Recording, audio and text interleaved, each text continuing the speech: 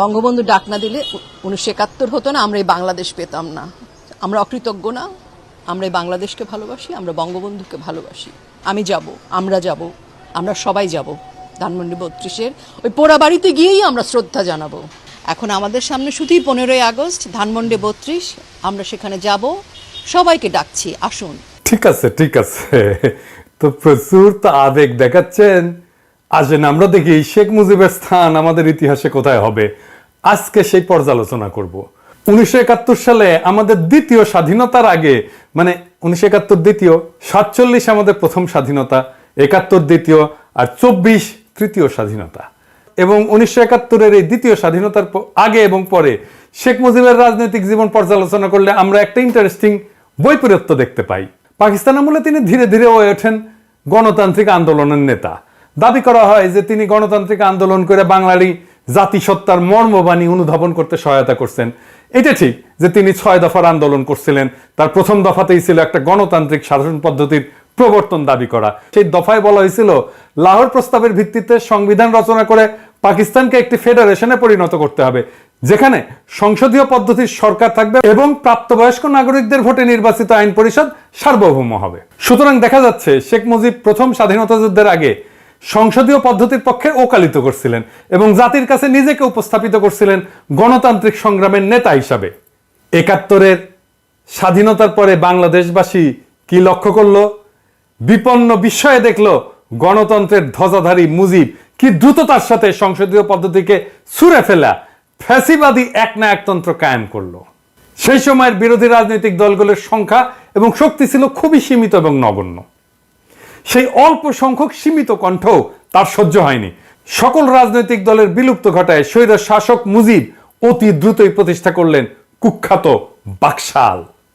সংসদে বাকশাল অনুমোদনের মাত্র 15 মিনিটের মধ্যে নিয়ম বহির্ভূতভাবে প্রেসিডেন্ট পদে শপথ নিয়ে তিনি বনে গেলেন দেশের সকল ক্ষমতার একছত্র অধিকারী। তাকে অপসারণের কোনো ধারা রাখা হলো না। তার কীর্তিকলাপ এতটাই ভয়ঙ্কর ছিল যে তখন তাকে তাজউদ্দিন আহমেদ হিসর করে দিয়ে বলছিলেন যে আপনাকে শান্তিপূর্ণ পথে অপসারণ করার পথ আপনি বন্ধ করে দিলেন। সেই সময়কার বাকশালের স্লোগান ছিল এক নেতা এক দেশ, বঙ্গবন্ধুর বাংলাদেশ। শেখ মুনি আরো এক ধাপ আগায় যেয়ে বলতেন জনতার শাসন নয়, মুজিবের শাসন চাই। অন্য সকল ফ্যাসিবাদী রাষ্ট্র এবং সরকারের মতো মুজিবের বাংলাদেশও হয়ে গেল এক দলের অধীনস্থ এক ব্যক্তির শাসন। একটা রাষ্ট্রের 3টা শাখা বা অংশ থাকে: নির্বাহী বিভাগ অর্থাৎ প্রশাসন, আইন বিভাগ অর্থাৎ সংসদ এবং বিচার বিভাগ অর্থাৎ আদালত। মুজিবের হাতে কুক্ষিগত হলো এই সবগুলি বিভাগ। তিনি নিজেই পরিণত হলেন রাষ্ট্রে। ঠিক একইভাবে হাসিনা পরিণত হয়েছিল অতি রাষ্ট্রে। এইভাবেই স্বাধীনতা যুদ্ধ পূর্বকালের গণতান্ত্রিক অধিকার আদায়ের সংগ্রামের নেতা মাত্র 4 বছরের কম সময়ের মধ্যে বাংলাদেশে ফ্যাসিবাদী একনায়কতন্ত্রের আইকন হয়ে উঠলেন। ফ্যাসিবাদের এমন একটা আইকন স্বদেশের গণতন্ত্র, মানবাধিকার, এমনকি স্বাধীনতা, সার্বভৌমত্ব, আঞ্চলিক অখণ্ডতার প্রতি কত বড় হুমকি সেটা তৎকালীন সমাজের সকলেই অনুধাবন করছিলেন। সেই কারণেই ফ্যাসিস্ট শেখ মুজিবের নিষ্ঠুর, আকস্মিক, রক্তাক্ত এবং মর্মান্তিক মৃত্যুতে দেশবাসী চমকিত হইলেও হাঁপ ছেড়ে বাঁচছিল এবং খুশিতে আনন্দে ফেটে পড়ছিল। এডিরে সাহেব এখন সেই পার্টি সং বাজান, যেই পার্টি সং আমাদের বাজানো উচিত ছিল 1975-এর 15ই আগস্টের পরে। সেই একদল বীর সেনানী, সেনাপতি এবং সৈনিকদের উদ্দেশ্যে যারা রাজতান্ত্রিক সমাজতন্ত্রের অন্ধগলিতে ঢুকে পড়া দিশেহারা বাংলাদেশকে তখন মুক্তবাজার অর্থনীতি এবং গণতান্ত্রিক বিকাশের মুক্ত স্বাধীন পদে পুনঃস্থাপন করেছিল। এদের সকলেই ছিলেন 71-এর স্বাধীনতা সংগ্রামে অংশগ্রহণকারী বীর মুক্তিযোদ্ধা। আমরা তাদের অবদান এবং আত্মত্যাগের কথা ভুলে গেছি।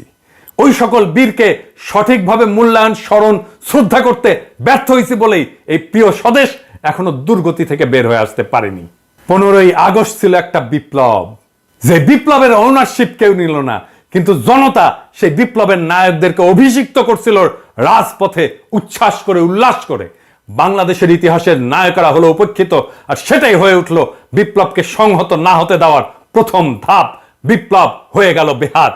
সে বিষয়টা আজকে আর আলাপ না করি, কিন্তু আমি অগাস্ট বিপ্লবের সমস্ত সেনানায়কদেরকে, সমস্ত সৈনিকদেরকে আমার বিপ্লবী সালাম জানাই।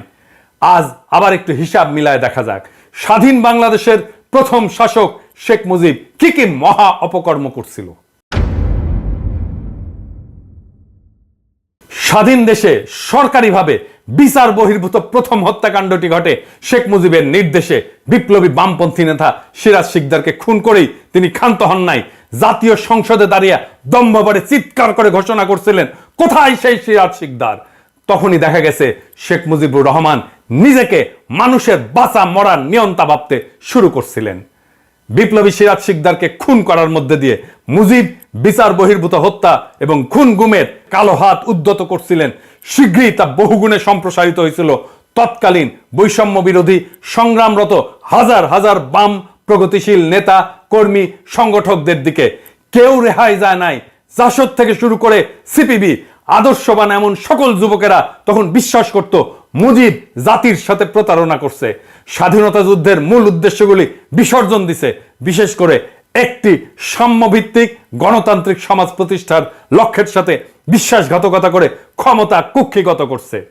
মুজিব আমলে তার তৈরি কুখ্যাত রক্ষী বাহিনীর হাতে নিহত হন প্রায় 30,000 তরুণ যুবক, যারা ছিলেন আজকে বাংলাদেশের চলমান ছাত্র আন্দোলনে অংশগ্রহণকারীদের মতোই আত্মোৎসর্গের জন্য প্রস্তুত অকুতভয় তরুণ সম্প্রদায়।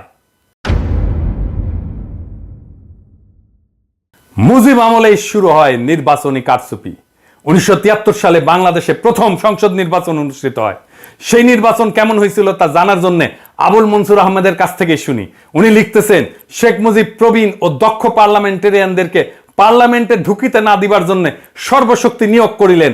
আমি দেখিয়া খুবই আতঙ্কিত ও চিন্তাযুক্ত হইলাম যে নির্বাচন চলাকালে আওয়ামী নেতৃবৃন্দ অপোজিশনের প্রতি যে মনোভাব অবলম্বন করিয়াছিলেন সেটা সাময়িক অবিবেচনা প্রসূত ভুল ছিল না। তারা যেন নীতি হিসাবেই এই পন্থা গ্রহণ করিয়াছিলেন। নির্বাচনের ফলে অপোজিশন একরূপ শূন্যের কোঠায় পৌঁছাইছিল। আবুল মনসুর আহমেদ ইনি ছিলেন শেখ মুজিবের রাজনৈতিক গুরু এবং আমাদের মাহফুজা নামের বাবা। সে নিশ্চিতভাবে জিততো, আওয়ামী লীগ নিশ্চিতভাবে জিততো বা সংখ্যাগরিষ্ঠ হইতো, তাও কেন এই ঘৃণিত কারচুপি সে করলো? এটা নিয়ে অনেকেই বিস্মিত হয়েছিলেন, কিন্তু উত্তর পান নাই। আজ আমরা সেই উত্তর শুনবো। কেন নিশ্চিত বিজয় যেন কারচুপির পথে শেখ মুজিব অগ্রসর হয়েছিল। সেই নির্বাচনে আওয়ামী লীগ পাইছিল 300-র মধ্যে 292টা। 10টা সিটের কম পাইলে সরকারিভাবে পার্লামেন্টে বিরোধী দল হওয়া যায় না। ফলে বাংলাদেশে মুজিবের প্রথম এবং একমাত্র নির্বাচনে সৃষ্ট পার্লামেন্টে কোনো বিরোধী দল ছিল না। এটা আমরা কেউ জানি না। পরবর্তীতে একদলীয় ব্যবস্থা প্রবর্তনের প্রাথমিক পদক্ষেপ ছিল এইটা। তার মানে সামান্যতম সংসদীয় বিরোধিতা সে টলারেট করবে না। সেই জন্যই সে নীতি হিসেবে গ্রহণ করছিল, যেটা নিশ্চিত হওয়া সত্ত্বেও বিপুল ব্যাপক কারচুপির মাধ্যমে সংসদে 292টা আসন নেওয়া যেন কোনোভাবে কোনো সংসদীয় বিরোধী দল না থাকে। একই কাজ করছিল আমাদের গতদামি নির্বাচনে হাসিনা মুজিবের মাইয়া। মুজিবের আরেকটা কুকর্ম ছিল লুটপাটের রাজত্ব কায়েম করা। তার দল পরিবারের লোকজন দুস্থ অসহায় সংখ্যালঘুদের সহায় সম্পত্তি, বাড়িঘর দখল, রেশন কার্ড, পারমিট বাণিজ্য, চোরাচালান, খাদ্যদ্রব্যের মজুতদারি, এই সমস্ত অপরাধমূলক কাজকে মূল অর্থনৈতিক এবং বাণিজ্যিক কর্মকাণ্ড হিসেবে প্রতিষ্ঠা করছিল। তখনকার রাজধানী ঢাকার দুর্দশাগ্রস্ত এক রাতে তার বড় ছেলে শেখ কামাল সাঙ্গপাঙ্গ নিয়ে দেশের কেন্দ্রীয় ব্যাংক এলাকায় মানে মতিঝিল এলাকায় পুলিশের গুলি খায় হাসপাতালে ভর্তি হয়েছিল। কি করতে গেছিল আপনারাই বুঝে নেন। ডাকসুর নির্বাচন পর্যন্ত নিশ্চিত হার যায় না, ব্যালট বাক্স ছিনতাই করছিল। এই শেখ কামাল শেখ মুজিবের কুপুত্র একটা ঝুট খোলা জিপ নিয়ে দাপায় বেড়াইতো তার গুন্ডা বা সঙ্গীদের নিয়ে সারা ঢাকা, যারে পাইতো তারাই তারা করতো। আহমেদ সফারে তারা করছিল নিউ মার্কেট এলাকায়, তারা করছিল আহমেদ সফা, জান নিয়ে দৌড় দিছিল এই শেখ কামাল। শেখ মুজিব গোপালগঞ্জ থেকে আসা সামন্ত প্রভুর মতো করে দেশ চালাইতে চাইছিল। তিনি হয়তো নিজেকে গোপালগঞ্জের রাজবংশের প্রতিদ্বন্দ্বী মুসলিম শাসক মনে করতেন। এমনই ছিল তার জ্ঞান গরিমার সর্বোচ্চ স্তর। কোনো লেখাপড়া জানতো না, কিছু লেখাপড়া করে না। তার সাথে জেল খাটছে এরকম একজনের কাছ থেকে আমি শুনছি, আমি আর নাম না কই আর কয়াই দিই, ওই যে মূলধারা 71-এর লেখক। উনি বলছিল আমাকে যে শেখ মুজিব একটা বই নিয়ে যায় জেলখানায় যাওয়ার সময়, আর ওই বইয়ের এক পৃষ্ঠা সারাক্ষণ পড়ে এবং জেল থেকে বের হওয়ার সময় ওই এক পৃষ্ঠা সে শেষ করতে পারে না। ও দেখায়, কেউ আসলে দেখা বই খুলে দেখায় যে আমি বই পড়িচ্ছি, আর ওই এক পৃষ্ঠা সে জীবনে শেষ করতে পারে না। এই হচ্ছে ওর জ্ঞান গরিমার স্তর। মুজিবের অর্থনৈতিক নীতি দেশকে এতই ভয়ঙ্কর পরিস্থিতির মধ্যে ফেলছিল যে 1974 সালে বাংলাদেশ এক ভয়াবহ দুর্ভিক্ষে পতিত হয়েছিল। মুজিব সৃষ্ট সেই দুর্ভিক্ষে কয়েক লক্ষ দরিদ্র পীড়িত নিঃস্ব নিরীহ মানুষ মৃত্যুবরণ করছিল, আর দারিদ্র্যের সীমানার নিচে পতিত হয়েছিল 65% বেশি মানুষ। নোবেলজয়ী অর্থনীতিবিদ অমর্ত্য সেন তার গবেষণায় দেখাইছিলেন সেই দুর্ভিক্ষ খাদ্যের অভাবের জন্য ঘটেনি, ঘটছিল মজুতদারির কারণে। আর মুজিব কতই নির্লজ্জ, এই দুর্ভিক্ষের সময় সে তার ডাইনিং টেবিল সাজায় 14 পদের খাবার দিয়ে সে লাঞ্চ করত, সেটা আবার পত্রিকাতেও ছাপা হইতো। কেমন নির্লজ্জ একটা। এমন পরিস্থিতিতে মুজিব যখন দেখলো যে সমাজ এবং দেশে প্রতিবাদ বিক্ষোভ ক্রমশ বেড়ে যাচ্ছে, তখন যৎসামান্য গণতান্ত্রিক ব্যবস্থা বা পরিসর যা অবশিষ্ট ছিল তাও খেয়ে ফেললেন। গণতন্ত্রের পথ অনুসরণ না করে প্রবল স্বৈরাচারী ব্যবস্থা অর্থাৎ লৌহ কঠিন শ্বাসরুদ্ধকর ফ্যাসিজমের পথে পা বাড়াইলেন। শাসন এবং শোষণ করার সবচেয়ে অগণতান্ত্রিক এবং নিষ্ঠুর রাস্তাটি বেছে নিলেন শেখ মুজিব। দেশবাসীকে ভাওতা দেওয়ার জন্য তথাকথিত সমাজতন্ত্রের নামে রাষ্ট্রবিনাশী ফ্যাসিবাদী একনায়কতান্ত্রিক বাকশাল কায়েম করছিলেন। আর এই বাকশালের সহযোগী ছিল সিপিবি, এই বাংলাদেশের সিপিবি, এই মুজাহিদুল ইসলাম সেলিম বাকশালের সহযোগী ছিল। যেদিন বাকশাল কায়েম হয়, এই মুজাহিদুল ইসলাম সেলিম ছাত্রলীগের সাথে মিলে আনন্দ মিছিল বাইর করছিল ঢাকার রাজপথে। আওয়ামী লীগের অফিস পুরাই দিচ্ছেন, সিপিবির অফিস কেমনে থাকে? সিপিবির অফিস দখল করেন, সিপিবির অফিসকেও জনগণের অফিস বানান। ওই অফিস থেকে ফ্যাসিবাদের সহযোগীদের উচ্ছেদ না করে দিলে বাংলাদেশের মুক্তি নাই। ওই সিপিবিকে ধইরা আবার আওয়ামী লীগ উঠে দাঁড়াবে, আমি কয়ে রাখলাম। বাংলাদেশের প্রথম ফ্যাসিবাদী শাসক মুজিবকে তাদের মূল আইকন গণ্য করে এবং মানে আওয়ামী লীগ। 75-এর ইতিহাসের কুৎসিত নর্দমায় পতিত এই আইকনকে শেখ হাসিনা এবং তার দল গত 15 বছর ধরে সর্বশক্তি দিয়া সারা দেশে পুনঃপ্রতিষ্ঠিত করার অপচেষ্টা করছিল। এই প্রক্রিয়ায় মুজিবের স্বৈরাচারী প্রতিটি অপকর্মকে আড়াল কইরা মিথ্যামিথ্যি তার গুণের কলবর বহুগুণে বাড়ায় এবং দেখায় তার একটা ইতিবাচক ভাবমূর্তি প্রতিষ্ঠার চেষ্টার কোনো ত্রুটি করে নাই গত 15 বছর জবরদস্তি করে ক্ষমতায় থাকা স্বৈরাচারী হাসিনা সরকার। এই জন্যে রাষ্ট্রীয় ভান্ডার থেকে কয়েক হাজার কোটি টাকা খরচ করছে। এত কিছু করেও যে কোনো কিছু কাজে লাগেনি তা প্রমাণিত হয়েছে বাংলাদেশের কিশোর তরুণ যুবকদের নেতৃত্বে সম্পাদিত সফল আগস্ট বিপ্লবে মুজিবের সমস্ত মূর্তি, মুজিবের সমস্ত আইকন জয় বাংলা কইরা দিছে বাংলার দামাল ছাত্র জনতা। এই ঘটনা যে ঘটবে এটা আমি আগেই বলছিলাম। এডিটর সাহেব দেখান কি হবে, আমি এটা বলছিলাম, দেখান। আমরা যে লড়াইটা করছি না সেটাও কালে মুক্তিযুদ্ধ। 71-এর মুক্তিযুদ্ধের চাইতে কম গৌরবের না, 71-এর চাইতে কম রক্তাক্ত না। এই লড়াইয়ে বিজয়ী হয়ে আমরা বাংলাদেশের মানুষকে প্রকৃত মুক্তির স্বাদ দেব। আমরা নতুন রিপাবলিক গড়ব, যেটা আপনারা পারেন নাই। তো যেখানে সমান নাগরিক অধিকার নিয়ে সকল নাগরিক মর্যাদার জীবন পাবে, বাংলাদেশের সকল মানুষের সমস্ত সম্ভাবনাকে উন্মুক্ত করা হবে, দিল্লির দাসত্ব থেকে বাংলাদেশের মানুষ মুক্তি পাবে। আর আমরা কাদের সিদ্দিকীর মতো প্রকাশ্যে বেয়নের দিয়ে কাউরে খুঁচায় মারবো না বিজয়ের পরে, বা বিহারীদের সম্পদ দখল কইরা ভাগ্য বদলাইতে দেব না কাউরে। তবে আমরা চাই বা না চাই, আওয়ামী লীগ আর কোনোদিন মাথা তুলে দাঁড়াইতে পারবে না, নিশ্চিন্ন হয়ে যাবে। আর ওই যে ড্যাডি অফ দ্য নেশনের যে সমস্ত মূর্তি টুর্তি বসাছে না হাসিনা, কাটাল রানী, ওগুলো থাকবে না। হাঙ্কারে কিছু করা লাগবে না। হাসিনার পতনের 24 ঘন্টার মধ্যে পাবলিক সেইগুলো মাটির সাথে মিশিয়ে দেবে। বাংলাদেশ রাষ্ট্র প্রতিষ্ঠার পর শেখ মুজিব কখনোই দেশের ঐক্য এবং জাতীয় সংহতির প্রতীক হিসেবে আবির্ভূত হননি। তিনি ছিলেন গাজী গোলাম মোস্তফার মতো চোর, ডাকাত, নিকৃষ্ট দুর্বৃত্তদের নেতা। 71-এর পরে শেখ মুজিব হয়েছিলেন দুর্বৃত্তদের নেতা, জনতার নেতা না। গত শতাব্দীর 60-এর দশকের শেষ ভাগে বাংলাদেশের সবচেয়ে মেধাবী তরুণেরা আওয়ামী লীগের ছাত্র সংগঠন ছাত্রলীগের সাথে যুক্ত হয়েছিল। একটা বৈষম্যহীন সমাজের ধারণায় উদ্দীপিত ছিল ওই তরুণেরা। সমাজতন্ত্র প্রতিষ্ঠার স্বপ্নে চালিত হয়ে এই তেজোদ্দীপ্ত অংশই আওয়ামী লীগে ঘটাইছিল বিপ্লবী রূপান্তর। তারাই ব্যাপকভাবে যোগ দিছিল মুক্তিযুদ্ধে। স্বাধীনতা যুদ্ধের ব্যাপক বিশাল যজ্ঞের মধ্যে এই বিপ্লবী অংশ দলটির সনাতনী নেতাদের বিরুদ্ধে চলে গেছিল। বিপরীতে চিরায়ত পুরনো প্রাচীন আওয়ামী নেতা সংগঠকদের প্রধান এবং আসল নেতা ছিল শেখ মুজিবুর রহমান। ওই সনাতনী অংশ তারা পাকিস্তানের মতোই শোষণ, বঞ্চনা, বৈষম্যের আর একটা দেশ বানাইতে চাইতো, যার মালিক হবে তারা। আওয়ামী লীগের ভেতরকার সেই সকল রাজনৈতিকদের গুরু ছিলেন এই এই এই এই এই এই এই এই এই এই সরাদি বডিগার্ড। 69-এর গণ অভ্যুত্থান, 70-এর সাধারণ নির্বাচন এবং 71-এর মুক্তিযুদ্ধের মধ্যে দিয়া যে আত্মত্যাগী বিপ্লবী অংশ আওয়ামী লীগকে রাষ্ট্র ক্ষমতা উপহার দিয়েছিল, মুজিব সরকারের দায়িত্ব হাতে পেয়ে তাদেরকেই সবচেয়ে বেশি অবজ্ঞা করছেন, ঠেলে দিচ্ছেন দূরে, বহু দূরে, নীতি নির্ধারণের সীমানার বাইরে। তাদের লালিত স্বপ্ন এবং আকাঙ্ক্ষার বিপরীতে তিনি সর্বশক্তি নিয়ে দাঁড়ায় গেছেন। নিজের ভাগিনা শেখ মুনীকে সর্বাধিক গুরুত্ব দিয়া ফ্যাসিবাদের ভ্রূণ সৃষ্টির এবং লালনের প্রথম পর্বের কাজ শুরু করছেন। শেখ মুজিব তার দলের পরীক্ষিত এবং সবচেয়ে সম্ভাবনাময় ৮০% তরুণ এবং যুবককে ঠেলে দিছিলেন বিরুদ্ধ পক্ষে। পর্যায়ক্রমে সেখান থেকে তার বিরুদ্ধে সংগ্রামরতদের সবচেয়ে বড় সংগঠন জাসদ জন্ম নেয়। মুজিব কখনোই দেশের ঐক্য এবং সংহতির প্রতীক বা ইউনিফাইং ফিগার ছিলেন না। সে ছিল সদ্য স্বাধীন দেশে চূড়ান্ত বিভেদ সৃষ্টিকারী ইন্ডিয়া অনুরাগী এক দেশদ্রোহী শাসক। সে ছিল অত্যাচারী, লুটেরা এবং কুখ্যাত এক মহারাজ, ইতিহাসের নিকৃষ্টতম খলনায়ক।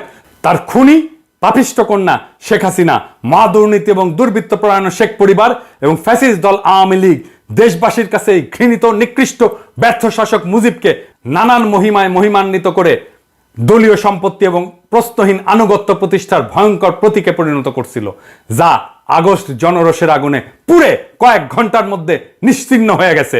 হাসিনা কিভাবে মুজিবের ঐতিহ্যকে বহুগুণে ছাড়াই গেছে, আসেন সেটা দেখি। প্রথমত, শেখ মুজিব সদ্য স্বাধীন এবং অপার সম্ভাবনাময় বাংলাদেশে নির্বাচন ব্যবস্থার কারচুপির যে ধারা শুরু করছিল, খুনি হাসিনা সেই জাল জালিয়াতিকে আরো ভয়াবহ পর্যায়ে অধঃপতিত করছে। ভোটচোর হাসিনা প্রকৃতপক্ষে নির্বাচনকে নির্বাসনে পাঠায় দিছিল। গত 7ই জানুয়ারিতে অনুষ্ঠিত ভোটারবিহীন ডামি নির্বাচনের মধ্য দিয়ে সে জনপ্রতিনিধিত্ব যাচাইয়ের ব্যবস্থা ধ্বংসের নিকৃষ্ট সকল ধারণাকে অতিক্রম করে পৃথিবীতে কলঙ্কের এক নতুন দৃষ্টান্ত স্থাপন করছিল। দ্বিতীয়ত, মুজিবের একটা গুম বাহিনী ছিল, সাদা টয়টায় ঘুরে বেড়াইতো, যাকে তাকে তুলে নিয়ে যেত তাকে আর খুঁজে পাওয়া যেত না। একই রকম ভাবে হাসিনারও গুম বাহিনী ছিল। খুনি হাসিনা বিচার বহির্ভূত হত্যাকাণ্ডে এত ব্যাপকভাবে বৃদ্ধি করে যে এক পর্যায়ে আমেরিকা র্যাবের উপরে নিষেধাজ্ঞা জারি করতে বাধ্য হয়। এটাই ছিল দস্যুরানী হাসিনার বিশাল উন্নয়ন ঘটানোর সহস্র গল্পের পিছনে লুকায় থাকা তার আসল কাহিনী। তার আমলে হাজার হাজার লোক মারা গেছে, অজস্র মানুষের জীবন প্রদীপ নিভে গেছে, অসংখ্য মানুষ পঙ্গু হয়েছে, দৃষ্টিশক্তি হারাইছে, দেশান্তরী হয়েছে। পুলিশ, আনসার, র্যাব, বিজিবি এবং আওয়ামী লীগ ও তার বিভিন্ন অঙ্গ সংগঠন এবং ভয়ঙ্কর ছাত্রলীগের সন্ত্রাসী হামলায় প্রাণ হারাইছেন বহু নারী পুরুষ। স্বদেশের শত শত নাগরিককে গুম করা হয়, তাদের উপরে চালানো হয়েছে অমানবিক নির্যাতন। এমন নির্মম অত্যাচারের জন্য তার যে সমস্ত বন্দিশালা বা আয়নাঘর তৈরি করছে, সেই সব দেখে এবং সেখানে আটকদের উপরে ভয়াবহ নিপীড়নের বিবরণ শুনে দেশবাসী এবং বিশ্ববাসী আজ স্তম্ভিত এবং বাকরুদ্ধ হয়ে পড়ছে।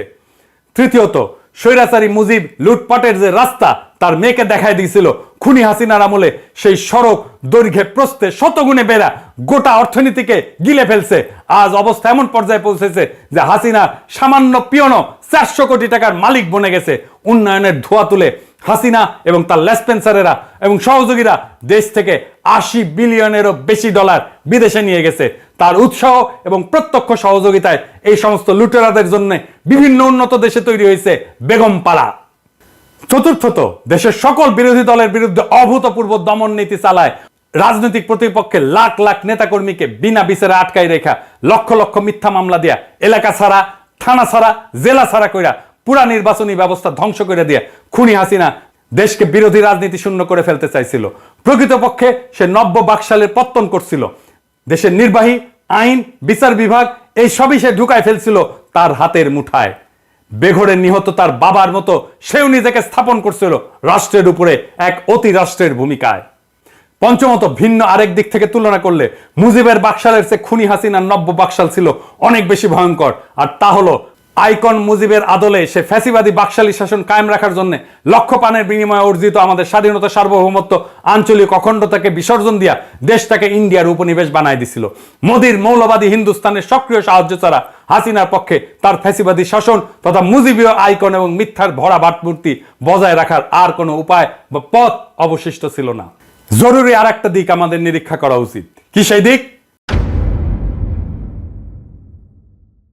আইকন হিসাবে মুজিবকে মেনে নিলে তা কেবল খুনি হাসিনা এবং তার পরিবারের ফ্যাসিবাদী শাসনের অধীনে প্রজন্মের পর প্রজন্ম কাটানোর জন্য যথেষ্ট ছিল না। একই সাথে আওয়ামী লীগ ইন্ডিয়ার কাছে গোটা বাংলাদেশকে বন্ধক দিয়া মুসলিম বিদ্বেষী এই প্রতিবেশী দেশের উপনিবেশের প্রজার দুর্ভাগ্য বরণে বাধ্য করতে চাইছিল আমাদেরকে। এরই বিরুদ্ধে আমরা আমাদের দ্বিতীয় মুক্তিযুদ্ধ শুরু করছিলাম।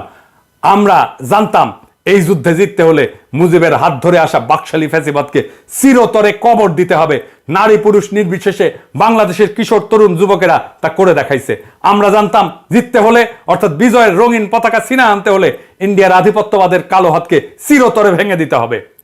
বাংলাদেশের বীর জনতা হেলিকপ্টার, গানশিপ, আর্মাড ভেহিকল, গুলি, স্নাইপার, টিয়ার গ্যাস, লাঠির মুখোমুখি দাঁড়ায়, শত শত প্রাণ বিসর্জন দিয়ে, হাজার হাজার চোখ হারিয়ে অঙ্গহানি ঘটায় মহাগৌরবের সাথে দেশের জন্য পবিত্র সেই কর্তব্য এবং দায় সম্পন্ন করছে। আমরা এক নদী রক্ত পাড়ায় আবার আমরা স্বাধীনতার সূর্যকে ছিনায় আনছি। এই মহান যুদ্ধে বিজয়ী হওয়ার সাথে সাথেই বাস্তবেই মুজিবের ফ্যাসিবাদী আইকন ভেঙে চুরে টুকরা টুকরা হয়ে গেছে। ইনশাল্লাহ নিশ্চয়ই আর কোনোদিন এই মহাদানব বাংলার পবিত্র মাটিতে ফিরে আসতে পারবে না। সুতরাং আজকে পরাজিত শক্তির যেসব এজেন্টেরা 15ই আগস্টকে জাতীয় শোক দিবস হিসেবে পালন করার ধৃষ্টতা দেখায়, প্রস্তাব করে, তাদেরকে স্পষ্ট ভাষায় বলে দিতে চাই, গণতন্ত্র হত্যাকারী মুজিবী আইকনের স্থান নব্য স্বাধীন দেশে আর কখনোই হবে না। এই ধরনের অপচেষ্টা আপনারা বন্ধ করেন। এই মোহ চিরদিনের জন্য ত্যাগ করেন। প্রাণপ্রিয় মাতৃভূমিতে এই দিবসটি আর কোনোদিনই মুজিবের নামে পালন করা হবে না ইনশাল্লাহ। এখন থেকে প্রত্যেক বছর 15ই আগস্ট এই দিনটি আমরা গণতন্ত্র পুনরুদ্ধার দিবস হিসেবে বিপুল উৎসাহের সাথে আনন্দ উল্লাস এবং উৎসবের সাথে পালন করব। আমরা স্মরণ করব সেই বিপ্লবী বীরদের যারা আমাদেরকে এই 15ই আগস্টে গণতন্ত্র উদ্ধারের ক্ষেত্রে সেনানীর ভূমিকা, পথ প্রদর্শকের ভূমিকা এবং বিপ্লবী ভূমিকা পালন করছিল। আমরা এইখানেই থেমে থাকবো না। আমাদের বিপ্লবের একটা প্রধান অঙ্গীকার হলো ফ্যাসিবাদকে চিরতরে বিদায় করা। আমরা সেই পবিত্র অঙ্গীকার অবশ্যই বাস্তবায়ন করব। যারা ফ্যাসিবাদকে ফিরে আনতে চায়, একে পুনর্বাসন করতে চায়, তাদেরকে হুঁশিয়ার করে বলতেছি, এখানে থামেন। এই প্রসঙ্গে ব্রিগেডিয়ার সাখাওয়াত হোসেন আপনারে বলতেছি, যথেষ্ট বলছি, আপনি থামতেছেন না। আপনারে আজকা আমরা জনতার পক্ষ থেকে যেই খেতাব আমরা এতদিন হাসিনার লোকদেরকে দিছি, সেই খেতাব আপনারে দিলাম। এডিটর সাহেব জাউরা সিল মেরে দেন। আর একবার মারেন, 3 বার মারেন, শুয়ারের বাচ্চা, তোর পাছার মধ্যে সিল মেরে দেবো আমি। হারামজাদা, তুই খুনিদেরকে সংগঠিত হতে বলার কে? কোন এখতিয়ারে, কোন জোরে তাদের পুনর্বাসিত করতে চাস তুই? কার স্বার্থে, কোন পক্ষে কথা বলতেছিস? শুয়ারের বাচ্চা, তোর স্বরাষ্ট্র মন্ত্রণালয় তোর পাছা দিয়ে গুটি ঢুকাই দিব। হারামজাদা, বান্দির পুত, মাদারচোদ। খুনি হাসিনা গত 15 বছর ধরে ইন্ডিয়ার প্রয়োজন এবং হীন স্বার্থে বাংলাদেশের সশস্ত্র সেনাবাহিনীর বিভিন্ন স্তরে যে অশুভ পরিবর্তন ঘটাইছে, অফিসার স্তরে যে পরিমাণে দুর্নীতিগ্রস্ত দালাল অসৎ মাল ঢুকাইছে, তাদের ব্যাপারে দেশবাসী সতর্ক, সজাগ এবং সচেতন আছে। ইন্ডিয়ার অনুমোদন নিয়ে বসানো সেনাপতিরা এই মাদারচোদ সাখাওয়াত তোরে এই অন্তর্বর্তীকালীন সরকারের মধ্যে ঢুকাইছে। আমরা জানি তুই কিভাবে ঢুকছিস। তোরে আজ শুনতে হবে সেই রাজপথ মহাসড়কের কথা, যেখানে জনতার মিছিল এসা দুঃশাসনের তক্তে তাওস পুরাই দিছে, ওদের ঘৃণিত অপশাসনকে কবর দিছে। জনতার যেই মহাশক্তি, তাদের যদি চিনতে না পারিস, তোরে আমরা চিনাই দেব টাইম মতো, ঘাড় ধইরা ওই সচিবালয় থেকে বের করে দেব পাছায় লাথি দিয়া। প্রিয় দেশবাসী, প্রতি বিপ্লবের কথা বলতেছে। বিপ্লব করছি, প্রতি বিপ্লব ঠেকানোর ক্ষমতা, সামর্থ্য, হিম্মত আমাদের আছে। প্রতি বিপ্লবীরা সামনে আসুক, দেখায় দেব কিভাবে বিপ্লব রক্ষা করতে হয়। আমরা শহীদদের কাছ থেকে শিখছি কিভাবে জীবন দিতে হয়। আমরা শহীদদের কাছ থেকে শিখছি কিভাবে বুক চিতায় দাঁড়াইতে হয়। আমরা শহীদদের কাছ থেকে শিখছি কিভাবে বিজয়কে সংহত করতে হয়। আমরা কইরা দেখাবো আসিস কার কত ক্ষমতা আছে। প্রতি বিপ্লব ঘটাইতে আসিস, আমরা আমাদের সরকারকে রক্ষা করব, আমরা আমাদের বিপ্লবকে রক্ষা করব। কিন্তু বিপ্লবের মধ্যে ঢুকে পড়া এই সমস্ত সাখাওয়াতের মাদারচোদগুলোরে আমরা পাছায় লাথি দিয়ে বাইর করে দেব। এটাও আমরা কয়ে রাখলাম। আমাদের মনে রাখা দরকার, ফ্যাসিজম উত্তরকালে পশ্চিমা বিশ্বে, বিশেষ করে জার্মানি, ইতালিতে যে সমস্ত আইকন, কালচার, কনসেপ্ট, এমনকি ভাষা ব্যবহার করে ফ্যাসিজম উৎপাদন, প্রতিষ্ঠা, এর ইকোসিস্টেম তৈরি এবং স্থাপন করা হয়েছিল, তার সবকিছুই ঝাড়ে বংশে ঝেঁটায় বিদায় দেওয়া হয়েছিল। সেই সব প্রতীক, ভাবমূর্তি, ছাপ, ছবি এবং চিহ্ন ব্যবহারকে ফ্যাসিজমের আবার আগমন হিসেবে গণ্য করা হয়। ফ্যাসিস্ট আওয়ামী লীগ এবং এর স্পিরিচুয়াল ফাউন্টেন হেড মুজিবের কল্লাকে বাংলাদেশে আর কখনো জায়গা দেওয়া হবে না। মহান সৃষ্টিকর্তা নিশ্চয়ই বাংলাদেশের মানুষের মধ্যে সেই তৌফিক দান করবেন, যেখানে মুজিবের নাম আছে, নিশানা আছে, গুড়ায় দেবেন বিপুল বিক্রমে। রাষ্ট্রীয় সম্পদ শক্তি ব্যবহার কইরা ফ্যাসিবাদের মতাদর্শিক আইকন হিসেবে সারা দেশে সকল বেসরকারি সরকারি প্রতিষ্ঠানে অজস্র মুজিব কর্নার, মুজিব বন্দনা, নানা চিহ্ন স্থাপন করা হয়েছে। সেই রীতি এবং সংস্কৃতি আর চলতে পারবে না। আমরা আর রাষ্ট্রীয়ভাবে ফ্যাসিবাদ উদযাপনের ধারাবাহিকতা বজায় রাখতে পারি না। এটা শুধু বিশ্বাসঘাতকতাই না, এটা আমাদের জাতির মনন এবং মগজকে বিষাক্ত করে রাখার নামান্তর।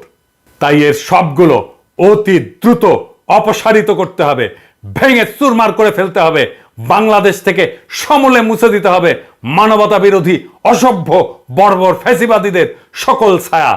আগামী 15ই আগস্ট হবে, যেইখানে মুজিব কর্নার থাকবে সেই প্রতিষ্ঠানের প্রধানের পাশা দিয়ে সব মুজিব কর্নারের জিনিস ঢুকায় দেবেন। এইটাই হবে আমাদের কর্মসূচি। আর অবশ্যই তেলসারা। 2 প্রজন্মের খুনি শেখ হাসিনা জোর জবরদস্তি করে 17 কোটি মানুষের মানবিক মৌলিক রাজনৈতিক অধিকার হরণ কইরা অভাব অনটনে কাঠানো এই রাষ্ট্রের কয়েক হাজার কোটি টাকা খরচ করে তার বাপ মুজিবের জন্ম শতবর্ষ পালন করছিল। এর রেশ চিহ্ন এবং অবশেষ সমূহ বিদ্যমান থাকলে এগুলো ফ্যাসিবাদের চাষাবাদ এবং দানবীয় উত্থানের রসদ সরবরাহ করবে। আমরা কষ্ট সহিষ্ণু এই বীর জাতিকে আর একবার সামষ্টিক পাপাচারে নিমজ্জিত করতে পারবো না এবং এর কোনো সুযোগ আর অবশিষ্ট রাখবো না। মুজিব পরিবারের সকল সদস্য এবং শেখ হাসিনার বানানো হাজার হাজার কোটি টাকার মালিকদের কাছ থেকে তাদের সকল সহায় সম্পত্তি রাষ্ট্রায়ত্ত করে বাংলাদেশকে কড়ায় গন্ডায় ক্ষতিপূরণ আদায় করতে হবে। শেখ পরিবার, আওয়ামী লীগ এবং তাদের দোসরেরা নব্য স্বাধীন এই বাংলাদেশ গড়ার কোনো কাজেই লাগবে না, বরঞ্চ তারা নানাভাবে একে বাধা দিতে, অকার্যকর করতে এবং ব্যর্থতায় পর্যবেসিত করার সকল অপচেষ্টা চালাবে। এই সকল স্থাপনা, চিহ্ন, প্রতীক ফ্যাসিজম পুনরুৎপাদনের সহায়ক হবে। সেই জন্য মূল সহ এসব উপড়ে ফেলাটাই হবে গণঅভ্যুত্থান সংগঠনকারী বিপ্লবীদের একটা বড় আদর্শিক কর্তব্য। সমাজ, সরকার ও রাষ্ট্র থেকে ফ্যাসিবাদীদের উৎখাতে দ্বিতীয় বিশ্বযুদ্ধের পর জার্মানি এবং ইতালিতে যে সমস্ত পদক্ষেপ পদ্ধতি গ্রহণ করা হয়েছিল, বর্তমান বাংলাদেশের পরিস্থিতি ও পরিপ্রেক্ষিত বিবেচনা নিয়ে আমরাও তার প্রয়োগ এবং বাস্তবায়ন করব, যাতে দানব সৃষ্টি হওয়ার মতো সকল দুষ্টক্ষত সমাজ দেহ থেকে চিরতরে দূর করা যায়। এই হাসিনা বাংলাদেশে হিন্দু, মুসলমান, পাহাড়ি, সমতলী, আওয়ামী লীগ, আওয়ামী বিরোধী, মুক্তিযুদ্ধের পক্ষে বিপক্ষে, সেকুলার, নন সেকুলার, জঙ্গি, প্রগতিশীল নানা ন্যারেটিভে এই জাতিকে বিভক্ত করছে। মনে রাখবেন, আমরা সবাই বাংলাদেশের নাগরিক। আমাদের সবার সমান অধিকার এই দেশের সম্পদে। আমাদের ঐক্যই আমাদের শক্তি, আমাদের বিভক্তি আমাদের পরাজয়। একজন পাহাড়ি নির্যাতিত হলে সেটা সংখ্যালঘু নির্যাতন নয়, সেটা নাগরিক নির্যাতন। একজন হিন্দু নির্যাতিত হলে সেটা সংখ্যালঘু নির্যাতন নয়, সেটা নাগরিক নির্যাতন। একজন শিবির ক্রসফায়ারে মারা গেলে সেটা হাসিনার মতে জঙ্গি দমন না, সেটা নাগরিক নির্যাতন। আমাদের এই নাগরিক পরিচয় বাদ দিয়ে আমরা যেন রাজনৈতিক প্রশ্নে আর অন্য কোনো পরিচয়কে ধারণ না করি। হিন্দু হিসেবে না, মুসলমান হিসেবে না, পাহাড়ি হিসেবে না, সমতল হিসেবে না, আমরা আমাদের অধিকারের দাবি করব নাগরিক হিসাবে। গণতন্ত্র অর্জন, প্রতিষ্ঠা এবং রক্ষার এই নব পথযাত্রায় বিশ্বব্যাপী মানবিক মূল্যবোধ বিকাশের সকল ইতিবাচক শিক্ষা, জ্ঞান এবং অভিজ্ঞতা আমরা উদার চিত্তে গ্রহণ করব। ভালো এবং অগ্রগামী সকল কিছুই নব স্বাধীন বাংলাদেশ গড়ার কাজে আমরা ব্যবহার করব। নিশ্চয়ই সৃষ্টিকর্তা আমাদের সহায় হবেন। আগামী দিনগুলোতে আমরা এই একই ধরনের পদক্ষেপ নিয়ে এগিয়ে যাব। বাংলাদেশের পবিত্র মাটি থেকে ফ্যাসিবাদ এবং ফ্যাসিবাদীদের উৎখাত করেই ছাড়বো ইনশাল্লাহ। এবারের 15ই আগস্ট গণতন্ত্র পুনরুদ্ধার দিবসে এটাই হবে আমাদের ইস্পাত দৃঢ় শপথ। ইনকিলাব জিন্দাবাদ, গণতন্ত্র পুনরুদ্ধার দিবস জিন্দাবাদ, আগস্ট বিপ্লবের বিপ্লবীরা জিন্দাবাদ।